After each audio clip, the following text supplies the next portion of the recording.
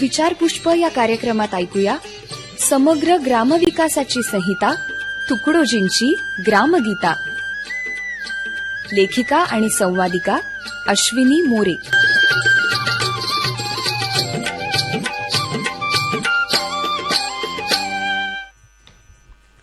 श्रोतेहो, आज आपण महिलोन्नती हा ग्रामगीतेतील 20वा अध्याय समजून घेण्यास सुरुवात करत आहोत. सुरुवातीलाच महाराज असं म्हणतात, ग्रामोन्नतीचा पाया शिक्षण, उद्याचे राष्ट्र आजचे संतान, यासाठी आदर्श पाहिजेत गुरुजन राष्ट्र निर्माते. विद्या गुरुहुनी थोर, आदर्श मातेचे उपकार, गर्भापासोनी तिचे संस्कार, बालकांवरी. पुत्राची घडण ही मातेच्या स्वभावाप्रमाणे होत जात असते. तिचं उज्ज्वल असं वर्तन हे खरं तर पुरुषाचं मोठेपण ठरवत असतं. बाप तैसा लेक असं म्हणत असतील काही जण, पण मुलांना उत्तम चारित्र्यवान घडवण्यामध्ये मातृशक्तीच उपयोगाला येत असते. एकच एक ब्रीड डोळ्यासमोर ठेवून सर्व घर सावरण्याचं काम घरातील महिला वर्ग करत असतो. मुलांना घडवून ती सर्व घर आदर्श करतेच, पण सर्वांशी प्रेमळपणानं राहते. घर बांधण्यात कदाचित पुरुषांचा वाटा अधिक असेलही, तरी पण तो घरात किती वेळ असतो नाही का? त्याचा जास्तीत जास्त वेळ हा घराबाहेरच जातो. पण मग जेव्हा जेव्हा पुरुष घरी येतो त्यावेळेला घरामध्ये त्याला अपेक्षित आणि अनुभवायास येणारी जी शांती आहे ती घरातील स्त्रीमुळेच लाभू शकते, असं संत तुकडोजी महाराज सांगतात. प्रल्हादाची आई कयाधू, छत्रपतींची आई जिजाबाई, कौसल्या, देवकी या सर्व महान स्त्रियांना आपल्याकडे ग्रंथांनी वारंवार गौरविलं आहे. तरी काही पुराणांनी स्त्री जातीची उपेक्षा केली.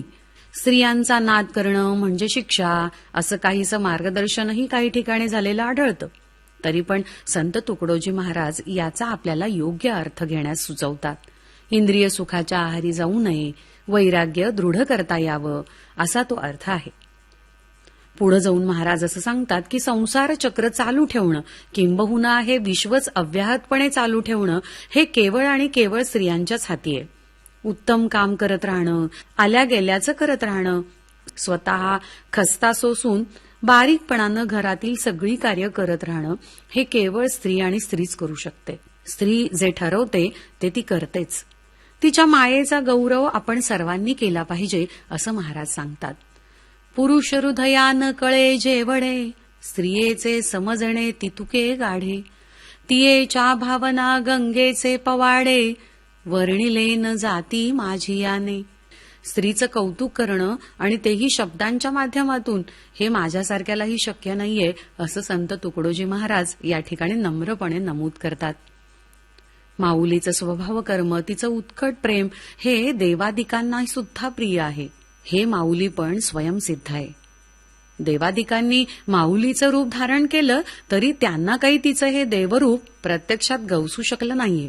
स्त्री दक्षतेविषयी सांगताना संत तुकडोजी महाराज म्हणतात की जिथं कुठं पुरुषांचं लक्ष जाणं अवघड आहे, मुलांच्या बाबतीत म्हणा किंवा कोणत्याही गोष्टीत, तिथं त्या गोष्टी ती बारकाईने टिपत असते.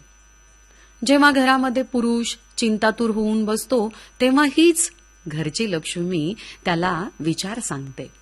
महाराज म्हणतात की मी जी जी घरं बारकाईनं पाहिली तिथं तिथं मला महिलांमध्ये चातुर्य लक्षणं दिसली आहेत.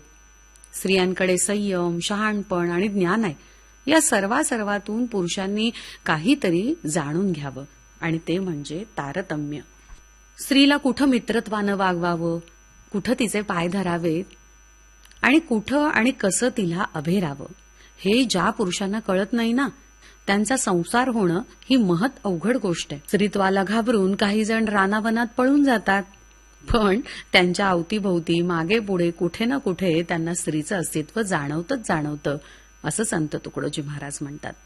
आणि लिहितात, केवळ आपुल्या वृत्तीकरिता केली स्त्री निंदा तत्वता, तेथ माऊलीपणाची या माथा दोष देता पाप लागे.